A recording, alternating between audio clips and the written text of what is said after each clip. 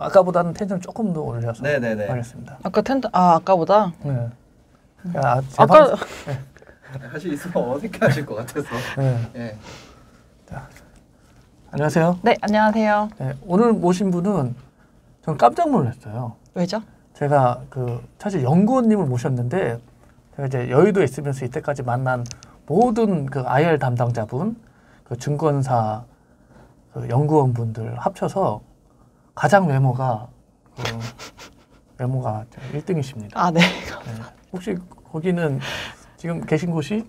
저 이베스트 증권에 네. 있습니다. 이베스트는 외모로 뽑는 거 아닌가요? 아니요.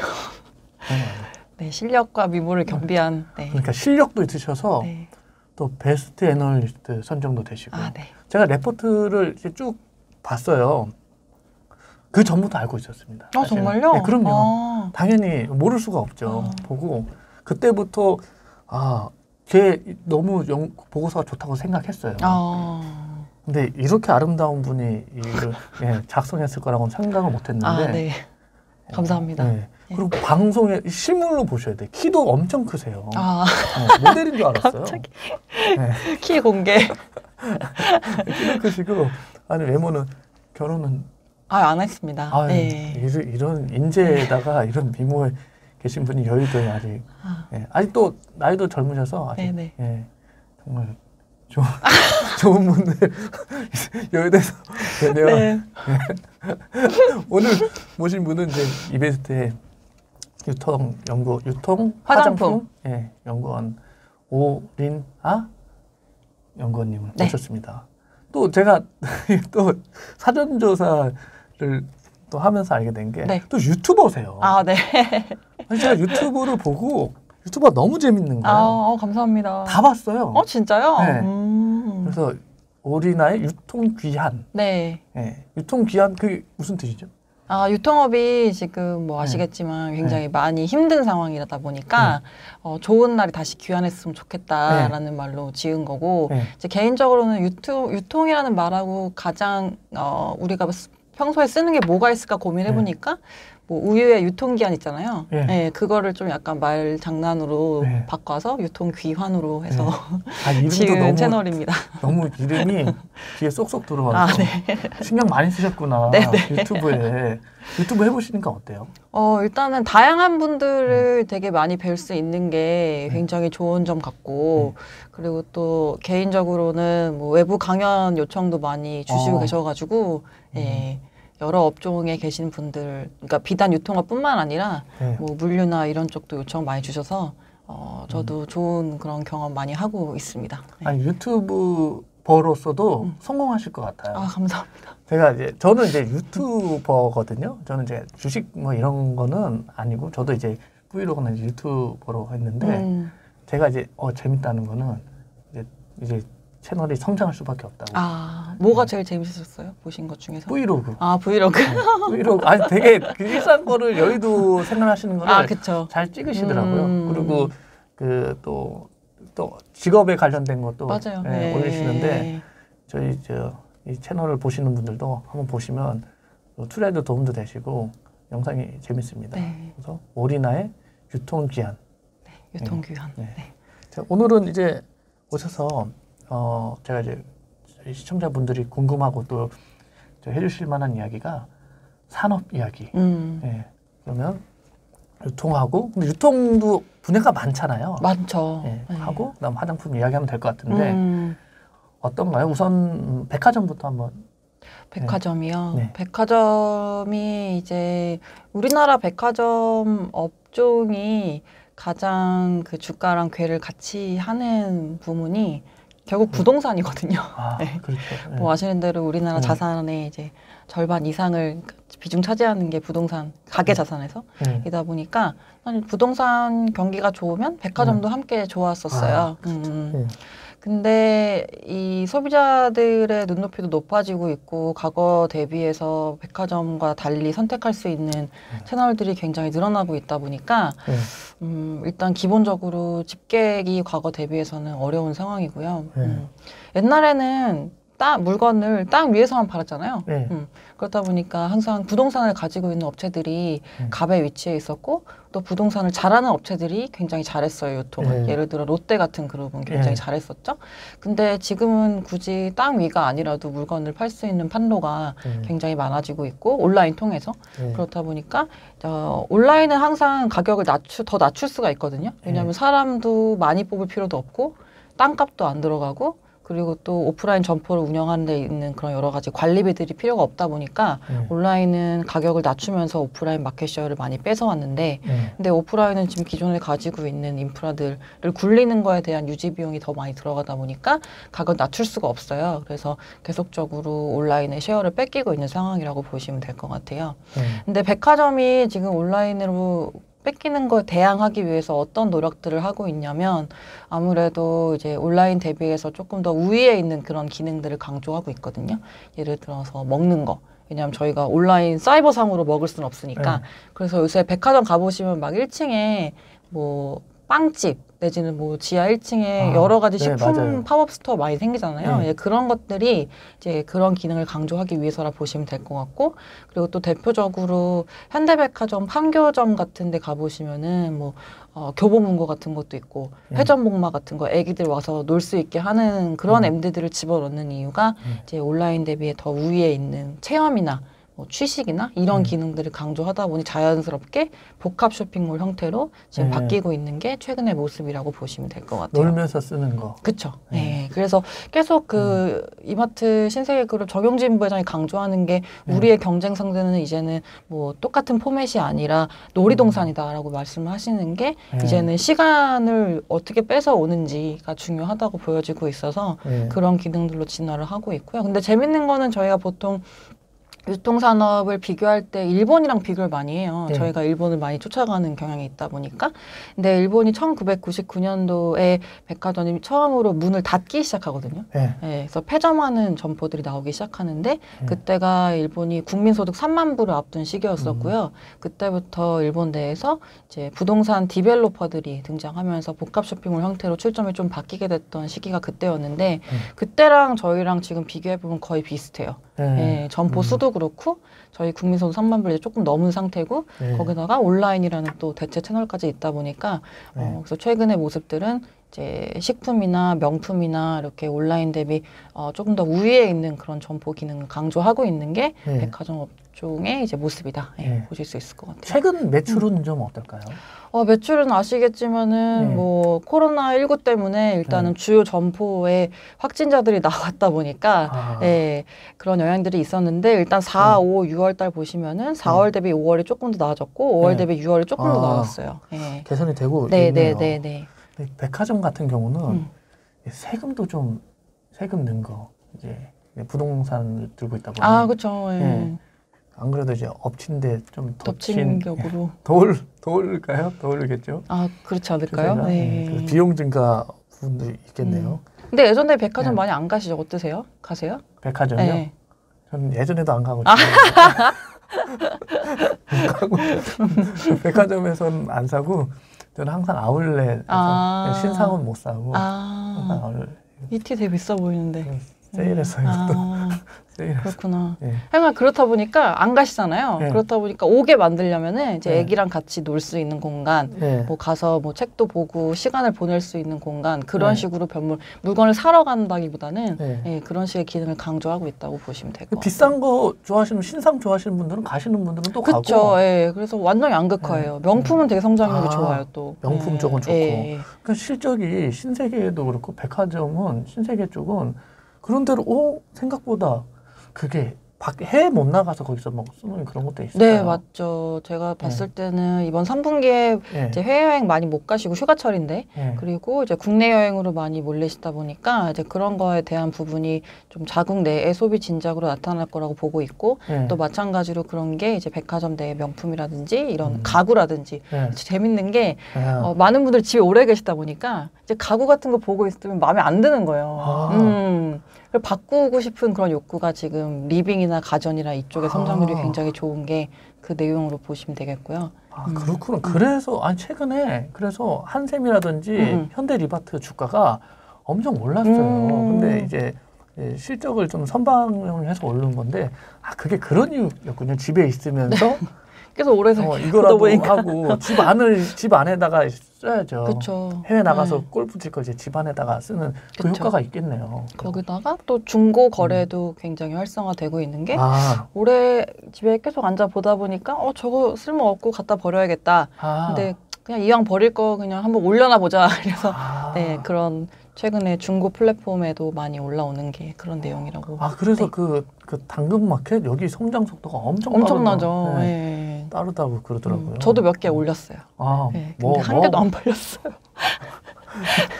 하한가로 시장가로 던지세요. 그러니까 시장가로 던져야 되는데 너무 그 가격 내고에 대한 그 여지 없이 올려버려서 안 팔리는 것 같아요. 뭐 내놓으셨어요? 저는 향수 2개랑 네. 그리고 무스 머리에 네. 띄우는 무스랑 네. 그리고 또 남방 하나 올렸어요. 셔츠. 네. 저한테 필요한 건 제가 시장가로 사려고 했는데 무스 하나 어떻게 구매? 무스 지금 놀리신 거죠? 아니면 향수. 아까 아침에 라이브 보니까 네. 탈모 얘기하면은 네. 금지라 그랬는데. 괜찮습니다. 저 벤이에요. 벤이라고. 아니 저 협찬도 들어왔어요. 공짜로 이거 심어주겠다. 진짜요?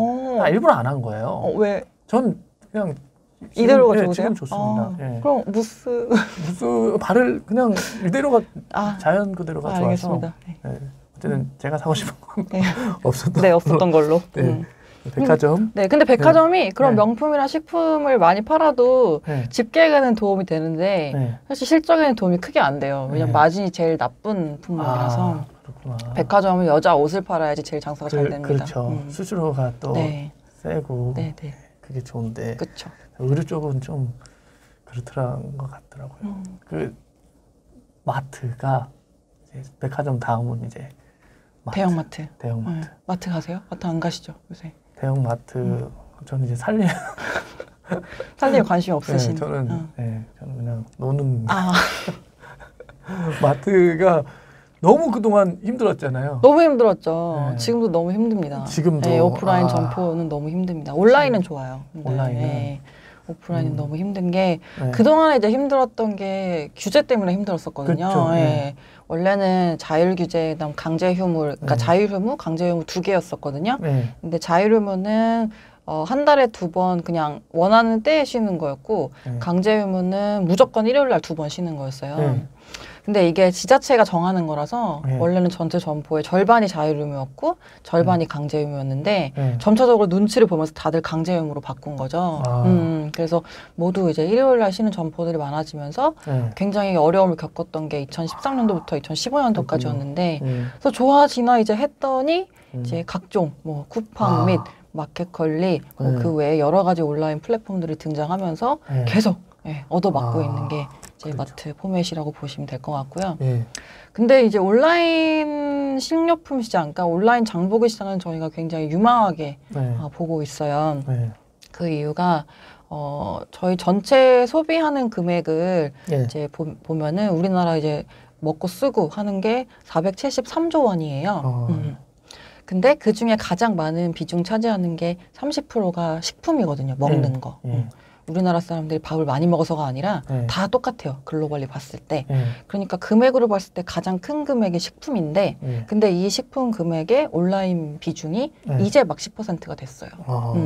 그러니까 다른 뭐 서적이나 문구나 전자제품이나 의류나 굉장히 많이 온라인 비중이 높아졌는데 근데 그거 대비해서 아직 식품은 팔기가 어렵고 까다롭다 보니까 낮은 편이거든요. 네. 온라인으로 많이 주문하시지 않으세요? 그 장 보시는 거는? 그것도 안 하시는.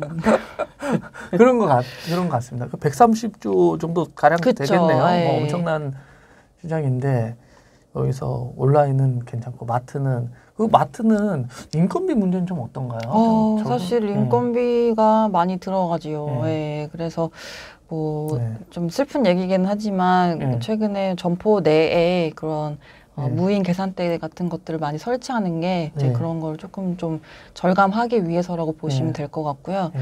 통상 점포 한 개당 한 6개 정도 들어가거든요. 그런 네. 무인 계산대 같은 게 네. 한 1,600만 원, 1,700만 원 가까이 해요. 네. 그래서 그렇게 넣고 있고. 근데 뭐 지금은 어떻게 보면은 계산원분들이 하시던 거를 손님이 하는 거 네. 바뀐 모습이잖아요. 네. 왜냐하면 바코드는 무조건 저희가 찍어야 되는 거니까. 네. 근데 점차 시간이 흐르면 아마존 고처럼 아예 뭐 그런 찍는 과정도 없이 네. 그냥 들고 나오기만 하면 되는 그런 점포들이 좀 늘어날 것이다.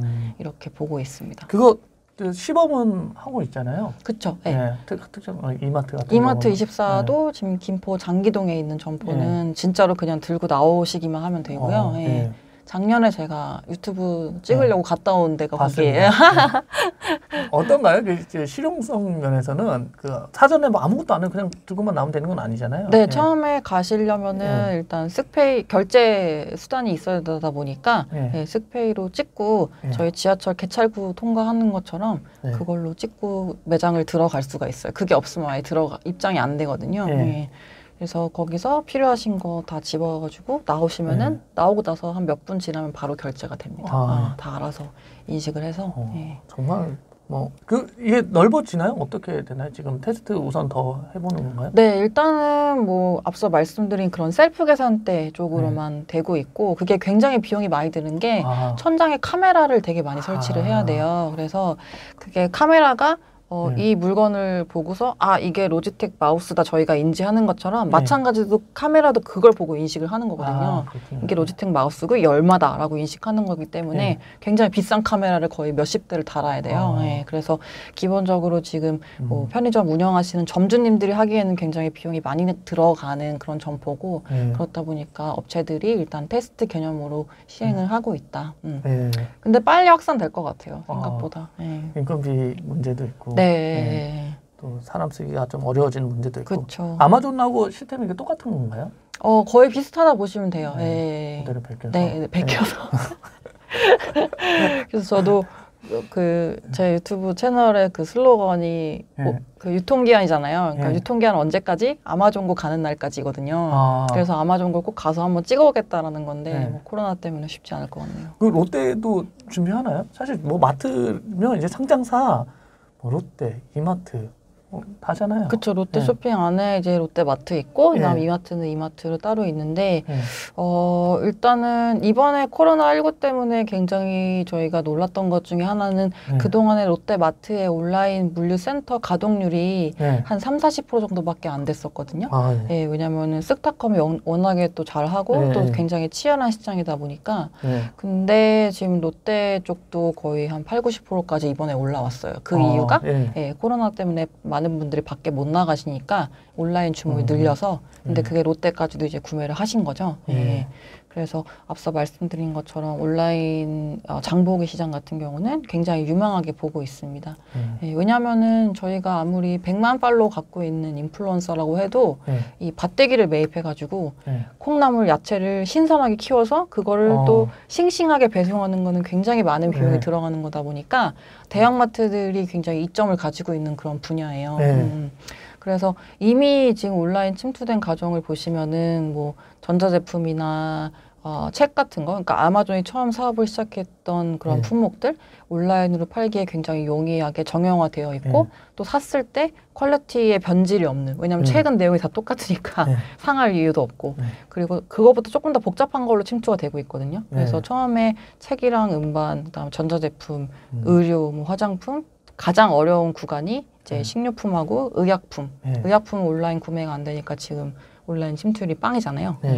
그래서 그렇게 향후에 좀 유망한 온라인 쇼핑 시장의 블루오션으로 저희가 보고 있다. 근데 그 중에 이제 대형마트가 강점을 가지고 있는 부분이 있다. 이렇게 볼 수 있을 것 같아요. 마트 같은 경우, 대형마트 같은 경우는 이제 연계할 수 있는 부분이 있어서 몰라요? 온라인과 이 오프를 연계하는 부분이 맞아요. 있어서 근데 지금 이렇게 어려운 상황에서도 그래도 다들 돈을 벌고는 있잖아요. 꾸역꾸역. 돈을 벌고. 근데 이번에 그 인건비가 이번에는 최저임금이 거의 이제 이런 데 계신 분들이 좀 임금이 낮은 임금 아닌가요? 최저임금 쪽이 많으시죠? 유통 쪽이. 근데 많이 또 받으시기도 해요. 그러니까 더 많이 받으세요. 최저임금보다는. 그리고 이번에 그러면 그 거의 동결된 거는 어떻게 좀 장기적으로는 좀 좋게 작용할 수 있을까요? 아니면 그거는 편의점 업종에는 굉장히 좋을 것 편의점 같아요. 쪽은?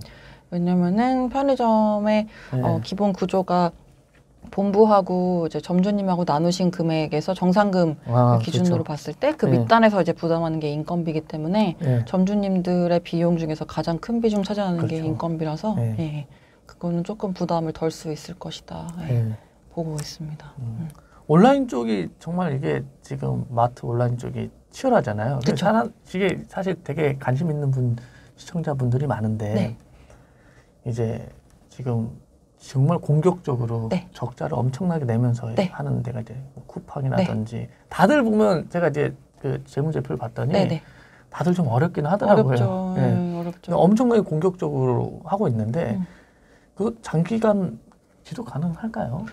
사실 돈을 계속 꽂아주면은 지속 가능하긴 한 상황인데 네. 그래서 저희가 그래서 이 네. 경쟁에서 결국 누가 위너인지 네. 생각해보면 그 뒷단에 배송해주는 업체들은 네. 물동량이 늘어나니까 아, 네. 같이 경쟁하는 틈을 타서는 네. 이제 뭐 수혜 받을 수 있는 부분이 있다고는 보고 있습니다만 네. 어쨌든 이게 끝나지 않는 게임이 네. 몇 년 동안 네. 지속이 되고 있고 소비자는 그걸 지금 엄청 누리고 있는 상황이고 그렇죠. 예. 네. 그래서 득본 건 소비자밖에 없는 것 같아요. 네. 제가 개인적으로 생각해도 그 본연의 경쟁력 같은 건 어떻게 생각하세요? 그러니까 물류 제가 볼 때는 이제 핵심 물류하고 재고 관리인데 그렇죠. 쿠팡 같은 경우는 그 이제 뭐 직매입도 하고 그쵸. 이제 두 가지로 네. 하잖아요. 네. 그런 거에 대해서 이제 재고 관리를 정말 잘 하고 있을까? 왜냐하면 이제 그 오래 했잖아요. 그쵸. 기존의 전통 마트들은 재고 관리가 좀 더 나을 것 같은데 네네네. 그 이제 제 생각이고 어떤가요, 실제로는? 그러니까 앞서 제가 오프라인이 온라인 대비 우위에 있을 수 있는 거는 체험이다라고 말씀드렸는데 네. 그럼 온라인은 지금 가격을 더 낮추기 어렵다 보니까 차별화하려고 하는 게 말씀 주신 배송이랑 결제거든요. 네. 배송을 누가 더 빨리 해주는지 네. 결제를 누가 더 간편하게 해주는지 근데 결제는 지금 다 간편 결제가 도입이 되고 있는 상황이다 보니까 좀 무차별해지고 있는 모습인 것 같아요. 근데 배송을 이제 놓고 봤을 때 쿠팡이 어떻게 보면은 가장 선구적으로 그걸 잘 포인트를 잡았죠. 예, 그래서 배송이라는 게 제가 마포에 살고 똑같이 마포에 있는 판매자한테 물건을 사도 항상 그거는 분류를 위해서 옥천이나 뭐 그런 허브 터미널에 네. 한번 갔다 와야 되잖아요. 그러니까 그게 배송에서 항상 지연이 되는 그런 요소로 작용했는데 쿠팡은 그럴 필요 없게 판매자들이 가지고 있는 물건들을 다 직매입을 해버리겠다. 네, 그래서 이제 물류센터에다가 다 매입해서 가지고 있다가 바로 싸주니까 이제 그 앞서 말씀드린 분류하는 과정이 생략됨으로써 빠른 배송을 구현할 수 있었던 거죠. 네, 그래서 경쟁력은 딱 그거인 것 같아요. 이길 배송이라는 거를 모든 소비자들한테 이제 당연하게 만들어 줬고 또 그걸 통해서 많은 마켓쉐어를 가져왔다라는 거. 그 마트 쪽 쓱닷컴도 직매입이 많지 않나요? 그렇죠. 네, 예, 거기도. 그렇죠. 그래서 그렇게 하고 있긴 한데 이제 마트 쪽은 캐파가 상대적으로 지금 새벽 배송 같은 경우 좀 많이 부족해요. 제가 봤을 때는. 그래서 그거 대비해서는 지금 쿠팡이 돈을 또 많이 쓰고 있고 적자를 내고 있으니까 뭐 어떻게 지금 하고 있는 상황이긴 한 거죠. 그 자동화 같은 경우는 쿠팡이나 뭐 다른 그 쪽은 어떤가요? 자동화가 좀 이루어지고 있나요? 자동화가 지금 대형마트의 물류센터들 같은 경우는 많이 된 상황이고요. 쿠팡도 과거 대비해서는 지금 더 많이 자동화를 하기 위한 노력을 하는 걸로 저도 알고 있습니다. 그래서 길게 가면 저는 이제 저비용한 데가 오래 버틸 살아남는 자가 강한 그러면 이제 뭐 흑자도 나고 그런 데가 이제 오래 남지 않을까 생각하는데 쿠팡도 많이 쓰시죠? 뭐 많이 쓰세요? 쿠팡을 많이 쓰는 것 같아요. 쿠팡 많이 쓰시는구나. 저는 사실 제가 이제 결혼을 해서 저는 이제 그냥 놉니다. 그래서 저는 제 거 개인적인 거나 이제 조금 사긴 하는데 네이버를 좀 많이 이용하고 뭐를 잘 안 사요, 제가. 그러시구나. 네이버. 그래서 이 유통에 또 네이버가 엄청 이 커머스 쪽 성장이 엄청나서. 그렇죠, 맞아요. 저희가 그러니까 네이버는 제 커버리지 종목이 아니고 보통 인터넷 하시는 분들이 보시거든요. 그래서 뭐 네이버, 카카오 그리고 그 외에 이제 게임 종목들 커버하시는 애널리스트 분들이 보시는데, 근데 네이버가 2018년도에 이제 커머스 쪽을 강화하겠다고 발표한 이후에 올해에 저희 유통 애널리스트들이 정말 공격을 체감하고 있어요. 네. 아, 올해 진짜 이렇게 빨리 많이 어. 들어오는구나. 네. 왜냐하면 브랜드 스토어라는 채널을 런칭하면서 백화점하고 겨루겠다라는 네. 입장으로 저희는 보고 있고 네. 특가 창고라고 또 생필품 위주의 그런 플랫폼 런칭하면서 대형마트랑 겨루겠다는 입장인 것 같고 또 라이브 커머스 런칭하면서 홈쇼핑하고 대결하겠다는 입장이고 거기다 스마트 스토어 같은 경우 요새 지원을 많이 해주고 있는데 이건 또 오픈마켓에 있는 수많은 셀러들에게 많은 혜택을 주려고 하는 모습들이라서 지금 뭐 오프라인 온라인 할 거 없이 유통의 전 업체들의 지금 발을 걸쳐놓은 상황이 아닌가. 거기다가 지금 네이버 페이라는 강력한 결제 수단까지 가지고 있다 보니까 예, 조금 더 다른 유통업체 대비해서 유리한 부분이 있지 않나. 온라인 쪽에서는 이렇게 보고 있습니다. 아, 이래서 유통주들이 사실 그 PBR이나 퍼로 볼 때, 그러니까 자산 가치 대비 수익 그쵸. 가치 대비해서 그 주가도 거의 뭐 엄청나게 떨어지잖아요. 그렇죠. 아, 이걸 지금 들었네. 이걸 좀 미리 알았으면 유통주를 제가 조금 있는데 인고에 지금 인고의 시간을 갖고 있습니다. 좋은 날이 올까요? 마트는? 마트는 지금 앞서 말씀드린 것처럼 온라인 장보기 시장은 저희는 이건 정말 대형마트가 굉장히 강점을 갖고 있는 분야라서 네, 그렇게 보고 있고요. 네. 근데 뭐 다른 것도 혹시 막 인고의 시간을 마트 말고도 살이 여기 많이 나오고 있습니다. 그렇구나. 살이. 네, 혹시 저 용기를 북돋워 주시려고 지금 마트 말씀하시는? 아니요, 저는 원래 마트는 좋게 보고 있고요. 좋게 보고 계시나요? 온라인 장보기 시장에 대해서는 대형마트가 가지고 있는 이점이 분명히 있다. 말씀드리고 있어요. 편의점 같은 경우는 요즘 또 이제 코로나도 있어서 어떤가요? 편의점을 기대를 많이 했었거든요. 왜냐면은 재난지원금 이번 나오면서 쓸 수 있었던 채널이 편의점만 해당이 됐었어요. 그래서 기대를 좀 했는데 보니까 5월에는 재난지원금으로 담배를 좀 많이 사신 걸로 저희가 추정을 하고 있어요. 저희 추정치입니다. 근데 담배가 마진에 도움이 하나도 안 돼요. 그렇죠. 아시는 대로 이제 편의점에서는 여름에 먹는 상품들이 잘 팔려졌거든요. 예를 들어서 음료수, 아이스크림 뭐 이런 것들. 근데 그런 게 마진이 제일 좋고 담배는 마진이 9.7%밖에 안 돼요.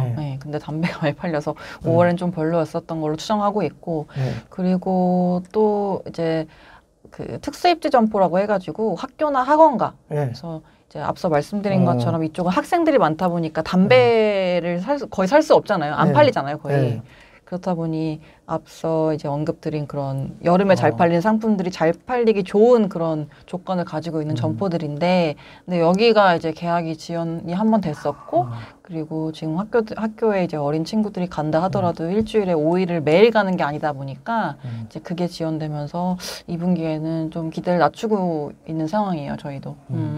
근데 아까 말씀하신 것처럼 최저임금에 대해서는 조금 점주님들이 과거 대비해서는 이제 상승폭이 좀 적어졌다 보니까 그건 부담을 좀 덜 할 수 있는 부분이다. 그건 점주하고 관계 있고 사실은 그 본사는 출점은 좀 더 늘 수 있겠네요. 네, 출점이 되게 지금 힘들어요. 이제 아시겠지만은 그러니까 우리나라 편의점 점포 한 개당 커버하는 인구 수랑 일본의 편의점 점포 하나당 커버하는 인구 수를 비교해 봤을 때 저희가 더 적거든요. 그러니까 그 말인즉슨 저희가 출점이 더 많이 됐다는 거를 뜻하는 거죠.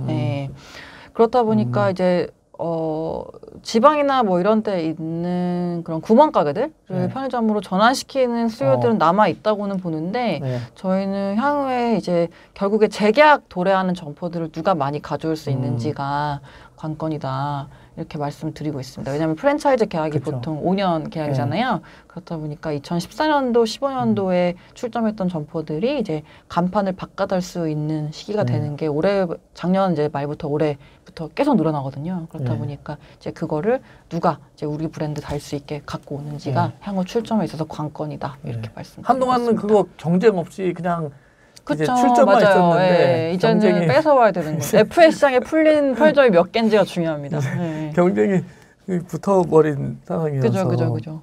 결국은 이제 출점하고 많이 써야 되는데 그게 학교를 안 가니까 또 그러니까요.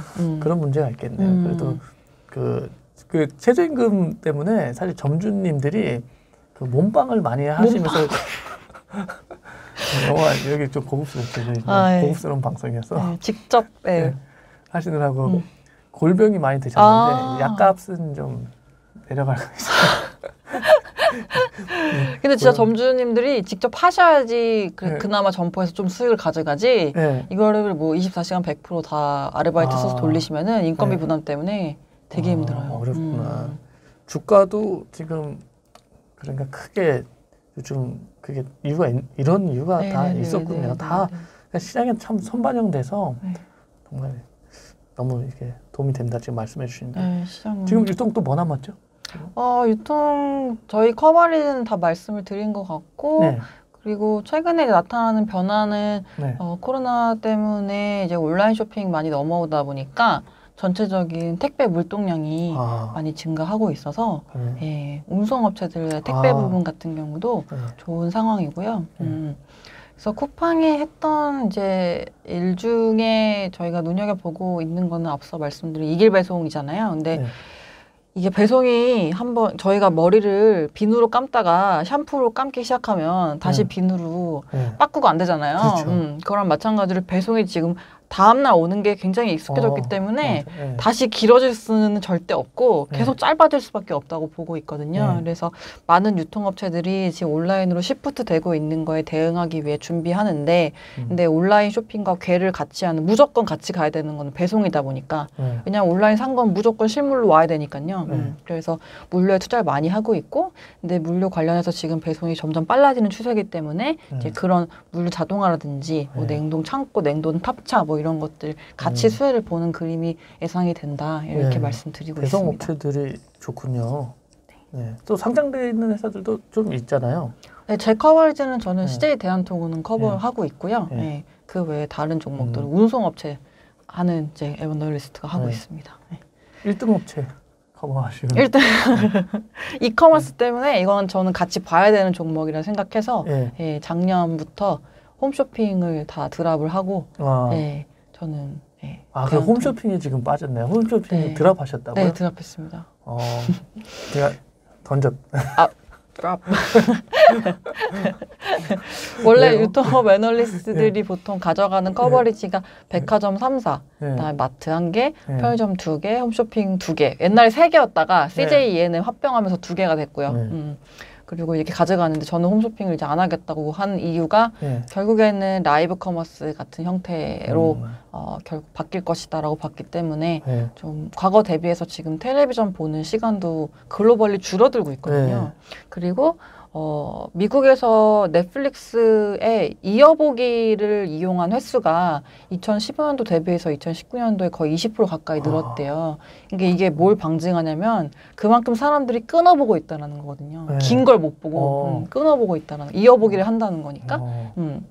그래서 쇼클립 내지 쇼폼의 형식의 짧은 비디오에서 틱톡 유행하는 것처럼 그런 식의 컨텐츠가 활성화될 거라고 보고 있다 보니까 결국에 이제 홈쇼핑 전통적인 채널보다는 이런 거 기반으로 한 그런 플랫폼에서 쇼핑을 이제 붙여 넣으면서 대체하지 않을까라는 생각으로 드랍을 했습니다. 그래서 영상을 짧게 찍으시는. 그러니까요. 그래서 제가 짧게 찍는데 근데 또 짧게 찍으면은 또 제 채널에는 공부하시려는 그런 훌륭한 분들이 많으셔가지고 긴 걸 또 요청하시는 분들이 또 있어요. 그래서 같이 병행을 하고 있긴 합니다. 저는 그래도 요즘 트렌드 저도 짧게 해야 되는 사람들 잠깐 보고 안 보는 앞으로 이제 영상을 좀 짧게 이 트렌드에 맞춰서 그렇죠. 요즘 정말 유통이 그동안 지금 뭐 미국의 그 아마존이 그렇게 주가가 올라가면서 아마존 효과로 세상이 바뀌는 것 같이 정말 버라이어티하게 산업이 홈쇼핑이 지금 홈쇼핑이 재무 보면 엄청나게 좋잖아요. 그렇죠. 현금은 굉장히 많이 가지고 있고요. 주주환원이라도 좀 주주들이 평등 안 하실 거면 주주환원을 좀 더 적극적으로 하시는 아니면 신사업이라든지 해야 되는데 뭐 그런 움직임이 없으셔가지고 이제 커버 뭐 저는 라이브 커머스의 전망을 조금 더 밝게 봤다. 예, 라이브 커머스. 그 정도로 이해하시면 좋을 것 같고요. 왜냐하면은 중국의 라이브 커머스가 원래도 좋았는데 근데 이번 코로나19 때문에 더 여기 불을 땡겼어요. 그래서 원래는 뭐 의류나 화장품처럼 기존에 온라인 침투율이 높았던 상품만 팔았다가 이제 막 자동차도 팔고요. 그래서 막 7분에 1,700달 정도 팔았다고요. 이번에. 그리고 그것뿐만 아니라 막 오프라인 매장에 사람들이 못 가니까 그냥 저기 뭐 시골에 차 재배하시는 농부 이런 분들도 나가서 파시고 이렇게 한 거예요. 그래서 굉장히 화랑이라서 올해 시장 규모만 우리 돈으로 한 170조 원 될 걸로 예상하고 있습니다. 근데 우리나라 이커머스 시장 규모가 작년에 135조 원이었거든요. 그러니까는 이게 앞으로도 훨씬 더 커질 거 아니에요? 그렇죠. 꾸준히. 이런 냉철님처럼 이런 인플루언서 분들도 이미 그 어카운트에 굉장히 많은 분들이 같이 지금 트래픽이 이미 있는 상황이다 보니까 어떤 거를 파실 수가 있는 그런 환경이 이미 집계가 되어 있는 거니까. 팔려고요, 그랬어요. 어떤 거 파실 거예요? 제가 좋아하는 거. 자전거? 그래서 제가 지금 그 테크 유튜브로 지금 전환을 하려고 제가 좋아하는 것들을 이렇게 올리고 있는데, 그쵸. 팔고 이제 저도 이제 지인들 중에 이제 유튜버들, 인플루언서들이 많으니까 그 개인이 가지고 있는 그 파워가 엄청나고, 그 시장이 엄청나더라고요. 맞아요. 개인이 있으니까. 맞아요. 그런 이제 어떤 홈쇼핑 같은 그 전통적인 채널이랄까요? 그것도 한때는 이게 엄청난 이게 그 신 채널이었는데 그쵸. 이런 것들이 지고 개인으로 가는 게 그게 정말 트렌드화 되는 것 같고, 연구원님도 나중에 그거 뭐 파시는 거 아니에요? 아유, 저는 본업에 충실하게 하고 있습니다. 다 이 연구를 위해서 지금 뭐 안 하실 거예요? 여러 가지 시도해보는 거. 약속하세요. 안 하는 거. 근데 이 말씀 주신 것처럼 이 개인이 가진 영향력 그리고 이게 구매 전환율로 굉장히 좋게 나타나는 게 이제 냉철님 유튜브 구독자분들은 냉철님을 좋아하시고 같은 관심사를 갖고 계시는 분들이잖아요. 그러니까 모여 있는 거잖아요. 그렇다 보니까 구매로 이어질 확률이 다른 유통업 대비해서 더 높아요. 왜 이렇게 좋아하세요? 살 것 같아요. 아니 우리 저기 보시는 분들은 그래서 제가 뭐 이렇게 얘기했는데 저 그거 그냥 한 거거든요. 후원도 없이 그냥 한 적이 있는데 많이 샀다고 댓글을 달아주셔가지고 이거를 내가 팔 걸.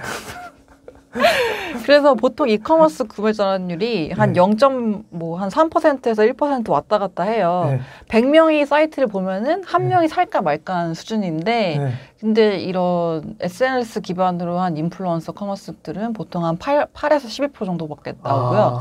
그리고 진짜 파워 인플루언서 같은 경우 한 20%까지 나오니까 완전 좋은 거죠. 컨버전 레이트가 높게 나오니까요. 연구원님은 제가 볼 때는 나중에 이걸로 빌딩 올리실 수 있어요. 무슨?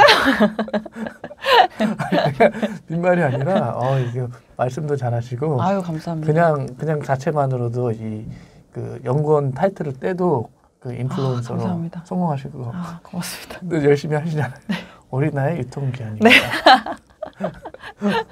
이게 오래 하시다 보면 커지고 이렇게 실력 있으신 분들은 알아봐 주세요. 알아봐 주시구나. 오래 하면 잘 되더라고요. 제가 주변을 봤더니 그렇더라고요. 주로 오래 하신 분들이 잘 되시는 편이에요. 오래 꾸준하게. 그리고 좀 끼 있고 좀 바른 게 정직하고 이렇게 하신 분들이 보면 롱런하고 잘 돼요. 그래서 저희 잘된 분들은 엄청 잘 돼서 지금 빌딩 이제 계약서 이제 쓰러지 도장찍으로 부럽다. 그렇게 되실 것 같아서 안 하는 걸 아까 약속은 안 했어요? 제가 약속은 안 했어요. 안 한다고 말로는 했잖아요. 제 대답은 안 했어. 전 본업에 충실하겠다고 그랬지. 그래서 본업. 그게 나중에 본업이 되실 수 있으니까. 그 유통 나오면 이제 화장품도 정말 한때는 최고였잖아요. 최고였죠. 정말 최고였습니다. 그때도 하셨던가요? 그때 제가 최고를 누리다가 이제 그렇죠. 연구원님들도 그게 있어요. 확실히 반도체 요즘 이제 IT 쪽이 좋으니까 바쁘고 주목도 많이 받는데 지금 화장품 관심 하나도 없어요. 그게 이제 흥망성쇠가 그쵸, 있더라고요. 맞습니다. 예. 저도 요즘- 처음에 애널리스트 하러 왔을 때 이제 네. 차화정이었었거든요. 그때는. 아, 그러셨어요? 아, 예. 근데 이제 네. 그러다 화장품 막 좋았다가 이제 지금 아, 근데 차 하신 건 아니고 차장이 그때 최고 였을 때 들어왔어요. 아, 입사를 언제? 저는 직장 생활을 2008년부터 했었고요. 아, 예. 네. 근데 애널리스트 시작하러 여의도에 온 거는 2011년 말에 왔었어요. 맞아요. 예. 예. 차장 맞아요. 2011년이 현대차의 최고의 영업이익률이었고 그리고 석유 막 근무 성과가 되게 좋았어요. 맞아요. 예. 그때 근데 들어오실 때부터 유통 화장품? 네, 그때 원래 네. 자동차 담당을 아. 해주겠다라고 말씀 주셔가지고 제가 아. 입사했는데 예. 근데 저희 센터가 처음 시작한 센터였어가지고 예. 너 그냥 유통해라. 아, 그렇게 된 그래서 건가요? 그렇게 된. 아주 과학적으로. 네, 아주 과학적으로 그냥 너 유통해. 아, 네. 센터장님이 보면 싫어하지 않으시죠? 아, 그 전 직장이라서. 아, 전 네, 직장에서? 지금 센터장이 엄청 잘해주십니다. 아, 네. 상관없어요. 그때서 이제 유통 요 경험을 쌓으셔서 이제 옮기신. 네네네. 그래도 저 업계 그 IR 담당하시는 분들하고는 뭐 되게 그럼 오래되셨겠네요. 그렇죠. 근데 또 네. IR 담당하시는 분들도 바뀌죠. 종종 바뀌셔서 위로 올라가시죠. 보면은. 네. 그래서 처음에 저도 이제 탐방 가고 할 때 이제 뭐 대리급 과장급 분들이 시간이 지나니까 뭐 임원 되고 이렇게 올라가시더라고요. 저도 이제 올라가셨으니까 이제. 나이는 젊은데 좀 어렸을 때부터 여의도 바닥에 있어서 네. 화장품 과거에 정말 최고였는데 요즘은 관심이 좀 왜 관심이 이제 덜해졌죠? 일단은 사드로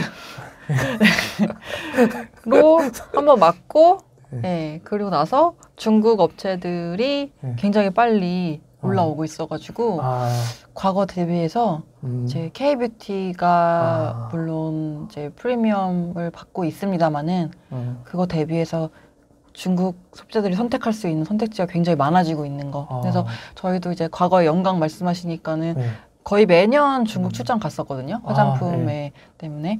근데 가서 보면은 처음에 갔을 때는 중국 현지 화장품, 로컬 브랜드들의 화장품들을 보면은 완전 엉망이에요. 이건 바를 수가 없어요. 그래서 뭐 아직 멀었다.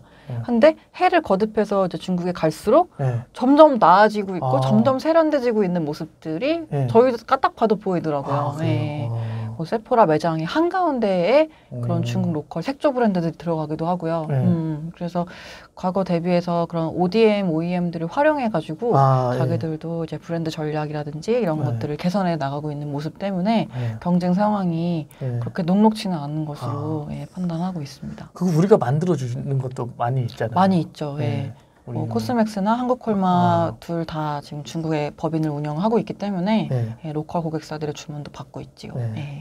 또 이제 그 중국 그 개인들도 아까 그 말씀하셨던 그 소셜 커머스 같이 개인들도 뭐 화장품을 만들고 만들 수 있죠. 요즘 막 프로젝트로 제가 그 다니다 보면은 이제 젊은 벼락부자들 80년대생인데 벼락부자 분들 보면은 저렇게 심사임당님 같이 이렇게 유튜버 부자들도 있지만 보면 화장품으로 그렇게 해가지고 큰 부자 되신 분들이 또 있고 또 마케팅 같은 거에서 큰 부자 되게 젊은데 나이가 뭐 80년대 뭐 그냥 저희 또래예요. 저희 또래? 저희 또래인가요? 앞자가 팔자시죠? 팔자. 저도 앞자가 팔자입니다. 네네. 저희 또래. 그래서 제가 팔자 중에서는 좀 나이가 많은 편이긴 한데 그러면 벼락부자분들 그렇게 해서 벌더라고요. 그래서 그만큼 우리 대형 회사들이 그만큼 이제 좀 파이를 뺏기는 게 아닐까. 맞아요. 중국 사람들도 그런 로컬 되게 많아지고 있죠. 그런 것들. 중국에 뭐 왕홍 에이전시만 28,000개 가까이 된다고 하니까요. 그런 친구들은 아예 규모 자체 다른 게 중국에 지금 그 남자분이신데 립스틱 발라가지고 그럼 보여주고 물건 파시는 분이 있거든요. 립스틱 오빠라고 리자치라는 분인데 그분은 팔로워 수가 3,400만 명이에요. 3,400만 명. 거의 국가네요, 그냥. 나라네요, 팔로워가. 남자가 립스틱 하는데 그걸 400만 명이 팔로워예요. 저도 좀 한번. 근데 진짜로 저는 그쪽에 이제 제가 2016년도에 그 사드 이제 발발하면서 과연 중국 사람들이 사드라는 거를 정말로 알고 한국의 반감을 가지고 한국 상품들을 안 살까 이게 너무 네. 궁금해서 네. 중국에도 생방송 플랫폼이 되게 많잖아요. 네. 그걸 아무거나 하나 켜가지고 방송을 한 적이 있었어요. 네. 근데 저는 당연히 처음 하는 거니까 컨텐츠도 없고 그냥 중국말 조금 하는 거 떠듬떠듬 해가지고 한국 사람이 한다라고 해서 했는데 1,600명이 들어온 거예요. 예. 아무 내용이 없는데. 네. 아, 중국말도 할 줄 아세요? 네, 조금 할 줄 압니다. 와, 대단한 네, 인지시네. 그래가지고 아 진짜 여기는 14억 인구다 보니까 이제 좀만 잘해도 아. 이게 밀물이다 보니 같이 탈 수 있구나 이 파도를 그런 생각이 들더라고요. 그래서 한번 네. 이럴 줄 알았으면 중국어를 좀 중국어 뭐 아무것도 못합니다. 뭐 한국 오빠 이런 식으로 해서 한번 네. 컨셉 잡으셔서 안 하면 될 되지 것 않을까요? 같아요. 안 돼. 제가 포기가 빠른. 아 빠포. 포기가 빠릅니다. 그럼 앞으로 이제 우리나라 화장품 어때 대형 업체들 어려울까요? 대형도 있고 사실은 그 에이블CNC 같은 그런 좀 중소형 업체들도 있어요. 한국 네. 화장품도 네, 있고 네, 한데 네, 네. 어떠가 앞으로 좋아질 그러면은 좀 일단은 저희가 중국 화장품 시장의 트렌드를 크게 두 가지 보고 있는데 네. 하나는 럭셔리 제품과 니치 브랜드의 양극화 는 네. 꾸준하게 이건 우리나라도 마찬가지인데요. 예. 기존에 잘하고 있는 그런 뭐 LG생건의 후나 아모레퍼시픽의 설화수나 뭐 글로벌 브랜드들의 이제 대표 제품들 네. 굉장히 계속 좋아요. 근데 그 와중에 이제 니치 브랜드라고 불리는 가성비 좋은 친구들이 과거에는 뭐 우리나라의 에이블CNC나 이런 브랜드들 하던 이제 그런 조그만 비슷한 브랜드들이 중국에 나오고 있고 로컬 브랜드 위주로 해서 그렇다 보니까 중간에 애매하게 중저가 포지셔닝 애매한 그런 브랜드들은 안 되는 상황이에요. 그래서 이러한 시장의 흐름과 맞는 포트폴리오를 가진 업체가 유리하다고 보고 있고요. 그리고 이제 저쪽 또 한 가지 트렌드는 온라인 쪽인데 말씀드린 것처럼 중국은 오프라인 점포들 오프라인 인프라가 생기기 전에 이미 온라인이 침투를 해버린 국가예요. 그래서 뭐 저희가 과거에 대형마트 한창 좋았을 때 뭐 백화점 좋고 이런 단계 거쳐온 거랑 달리 그냥 온라인이 그냥 다 직방으로 먹어버린 상황이거든요. 그렇다 보니까 화장품도 지금 온라인 채널 비중이 많이 높아지고 있고 이번 1분기 같은 경우에 로레알의 중국 법인에서 이제 온라인 비중이 50%를 처음으로 넘어갔어요. 그래서 다들 지금 온라인 채널에 집중하고 있는 상황이다 보니까 이 비중을 얼마나 잘 가져갈 수 있는지 그게 이제 브랜드 업체들한테 또 관건이다 이렇게 말씀드리고 있습니다. 그러니까 해외 그 1등 완전 1등 그 화장품 브랜드 있잖아요. 기존에 아주 뭐 100년 이상 한 거기는 봤더니 매출도 괜찮고 주가도 괜찮더라고요. 네, 에스티로더, 로레알 모두 지금 중국에서 이번 상반기에 온라인 쪽으로 공격적으로 했었었고요. 근데 이제 미주나 유럽 쪽에 그 업체들은 익스포저가 좀 있는 상황인데 그쪽은 지금 중국 대비해서 코로나가 회복된다기보다 더 지금 심해지고 어려운 상황이다 보니까 그나마 회복 가능성이 있다고 생각하는 중국 시장에 이번에 하반기 때 마케팅을 좀 세게 하지 않을까 그렇게 판단하고 있습니다. 정말 치열하네. 그 우리나라가 사실 그럼 이렇게 좀 이런 화장품 쪽이 대형 쪽이 좀 약세, 중소형 약세인 게 과거에 혹시 너무 많이 팔아가지고 너무 근데 주가가 뭐 진짜 엄청나게 좋았잖아요. 너무 좋았죠. 좀 그 기저 효과가 이제는 좀 그냥 이제 유지 정도로 보면 될까요? 네, 일단은 우리나라 브랜드 업체의 이제 매출의 큰 축이 두 가지인데 하나가 면세점, 국내에서 파는 면세점, 그 다음에 둘째가 중국 현지 매출액 이렇게 두 개를 볼 수가 있는데요. 근데 면세점은 지금 기존에도 좀 어려웠던 게 이번에 이제 전염병 때문에 장사를 거의 못하면서 같이 힘들어지고 있는 상황이고 둘째로 중국 현지도 이제 앞서 말씀드린 그런 두 가지 트렌드에 맞는 업체들만 좋아서 LG생활건강이 이제 실적을 발표를 했습니다. 그래서 보시면은 중국에서 이번에 2분기 때 18% 성장했었거든요. 그래서 잘했네요. 정말 잘했네요. 이번 1분기 실적을 봐도 정말 잘했어요. 정말 잘했네요. 왜냐하면 1분기 때 글로벌 브랜드 업체들이 중국 현지 성장률이 한 로우 싱글 정도? 그러니까 보통 한 2, 3% 정도 했었거든요. 1월달, 2월달 코로나가 제일 심했기 때문에 마이너스였던 게 3월 8일이 이제 세계 여성의 날인데 그때 네. 중국이 굉장히 큰 온라인 쇼핑 행사를 해요. 네. 그때가 좋았어가지고 1분기 다 합쳐가지고 한 2, 3% 성장을 했었는데 네. LG생활건강이 6% 매출 빠졌거든요. 중국 현지에서 네. 1분기 때. 네. 근데 시세이도가 12% 빠졌어요. 아. 그러니까 정말 잘했죠. LG생건 제가 이제 그 여의도에 있을 때 네. 가장 그 매니저분들이 마음 편한 종목, 음. 좋아하는 종목이 LG생건이었어요. 그쵸. 그 제가 왜 이렇게 LG생건을 좋아할까? 사실 항상 그때도 저렴한 주식 쪽은 아니었거든요. 왜 그런가 보면은 항상 그 전년 동기에 비해서 아주 따박따박. 따박따박 그런 주식을 하시는 분들이 사실 힘든 게 변동성이 그쵸. 있는데 회사가 변동성이 또 없고 또 안정적인 게 여기는 안정적이죠. 이미 이제 실적을 발표했으니까 좀 말씀해 주시기 편할 것 같은데 생활용품 쪽이 또 그쵸.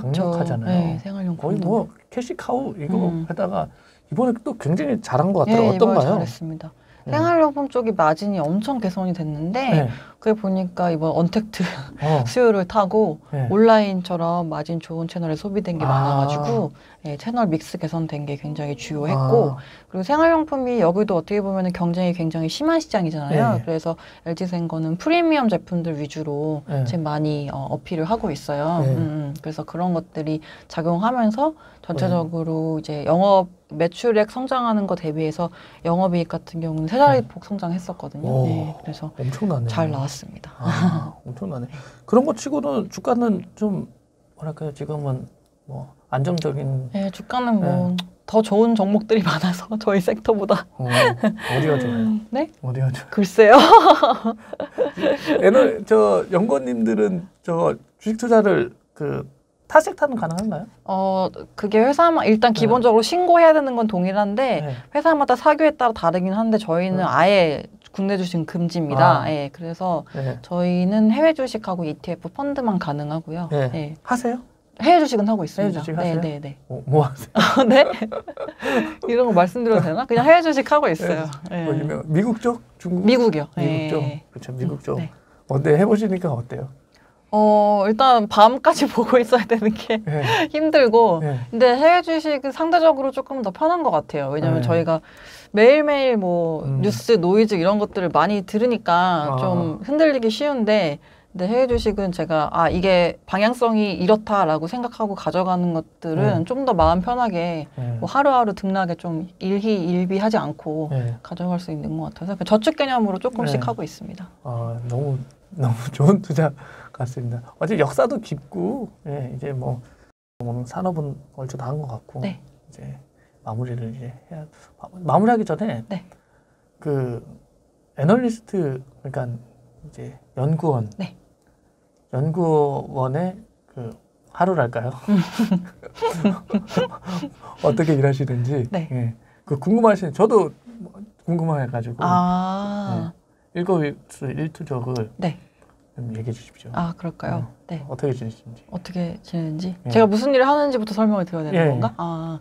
여러분들 뭐 보험도 가입하시고 펀드도 가입하시잖아요. 그런 돈들을 모아서 이제 원금으로 당연히 돌려주지 않고 다 불린 다음에 돌려주다 보니까 그걸 운용해서 굴리는 분들이 이제 펀드 매니저 분들이신데 그런 분들이 이제 주식도 사고 채권도 사고 대체 투자도 해서 그 돈을 다 불리는 거거든요. 근데 주식을 살 때 저희가 똑같이 증권사에 이제 HTS로 주문 내는 것처럼 이 돈들도 똑같이 증권사에 주문을 냅니다. 근데 그걸 담당하는 이제 부서가 법인영업부이고요. 그쪽이 이제 그런 자금의 수수료를 받아가지고 수익을 내는 부서라고 보시면 되는데요. 근데 이 법인영업부랑 같이 밀접하게 일을 하는 쪽이 리서치 센터입니다. 그 안에 각 업종별로 담당하는 연구원분들이 있고 이 연구원들이 그 법인 영업부가 세일즈를 할 수 있도록 도와주는 역할을 하고 있어요. 왜냐하면은 증권사가 그 수수료를 받기 위해서 거래증권사로 선정을 하는데 보통 뭐 분기나 반기나 이런 식으로 심사를 하거든요. 근데 그 거래증권사로 되기 위한 항목 중에서 애널리스트가 가가지고 얼마나 많은 미팅을 해줬는지 그러니까 미팅이라 하면 저희가 지금 말씀드리는 것처럼 똑같이 제가 가서 직접 의견 말씀드리고 뭐가 좋다 안 좋다 이렇게 말씀드리는 거거든요. 그래서 내지는 뭐 콜을 얼마나 했는지, 뭐 리퀘스트를 얼마나 해줬는지 이런 것들 기반으로 하는데 그래서 기본적으로 그 활동을 하는 게 저희 업무라고 보시면 될 것 같고요. 그래서 레포트는 근데 그 활동하기 위해서 기본적으로 쓰는 게 레포트들인데 실적이 나올 때 프리뷰 리뷰하는 거 그리고 또 뭐 가끔 뭐 뉴스 같은 게 나올 때 유상증자 한다 막 이런 걸로 나올 때 코멘트 하는 것들 그리고 또 인덱스 레포트라고 두껍게 쓰는 거 크게 한 3가지 정도 쓴다고 보시면 될 것 같아요. 당연히 많이 쓸수록 좋고요. 그런 거 나오면 저희가 구몬 선생님처럼 학습지 들고 다니는 것처럼 각 기관들 다니면서 그 레포트를 기반으로 설명을 드리고 아이디어 제공해 드린다고 보시면 될 것 같습니다. 그리고 그거 잘 맞고 잘 되면 또 이렇게 포를 받고 몸값이 올라가 그런 거고요. 그리고 뭐 기자분들이라든지 뭐 경제 TV라든지 이런 쪽에서도 뭐 의견 인터뷰를 따시거나 아니면 방송 출연이라든지 이런 것들에 대한 요청도 종종 오는 편이고 그렇습니다. 요청 많이 오실 것 같아요. 전화가 많이 오긴 해요. 가려서 나가시는. 가려서 나가. 여기는 어떻게 또 여기요? 아 여기는 뭐 좋은 채널이니까. 냉철 TV 때문에 나오신 건가요? 신타임당 때문에? 두 분 다 훌륭하신 분들이라서 한번 꼭 뵙고 싶었습니다. 감사합니다. 오늘 저 출연해주신 분은 이베스트 증권의 오리나 연구원님이십니다. 시청해주셔서 감사합니다. 네, 감사합니다. 수고하셨습니다. 난 재밌어 잘 나온 것 같은데. 고생하셨습니다.